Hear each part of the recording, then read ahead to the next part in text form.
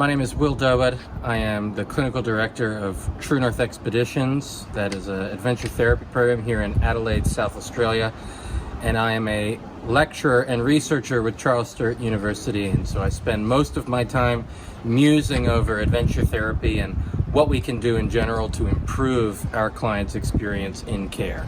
I also identify as a solution-focused practitioner, so I've spent most of my career implementing solution-focused brief therapy and feedback-informed treatment in the outdoors.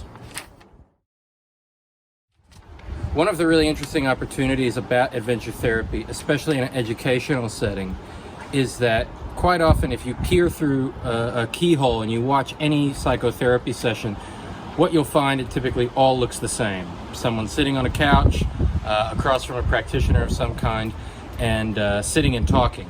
One of the things about opening the counseling room door is we get more opportunities to engage our clients. Now that engagement is critical. What typically is shown in the evidence to engage clients is the therapeutic relationship. So the alliance predicts engagement, which means we need to be thinking on our feet as practitioners what we can do to best engage people in practice.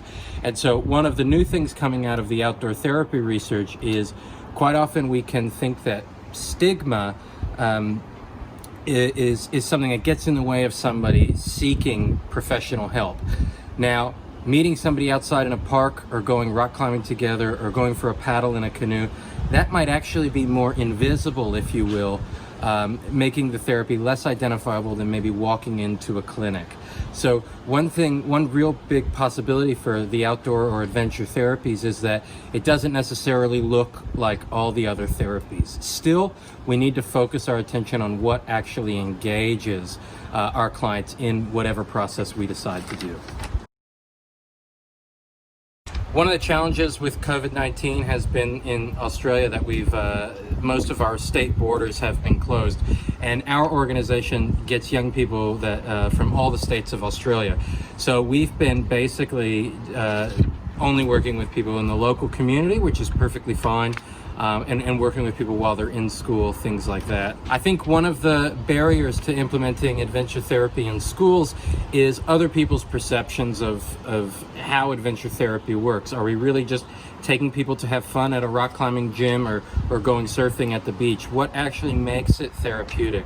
So I think one of the calls to actions that I think is really important is that adventure therapy practitioners start doing their own work to become evidence builders. Measure your own outcomes. Not only will that help you to find out where you can get better as a practitioner, but it also you can use those outcomes to advocate for your services that you offer, to show these are the amount of my clients that reach clinical significant levels of change, and here is how quickly those clients tend to reach that level of change, which the research shows is shorter rather than longer.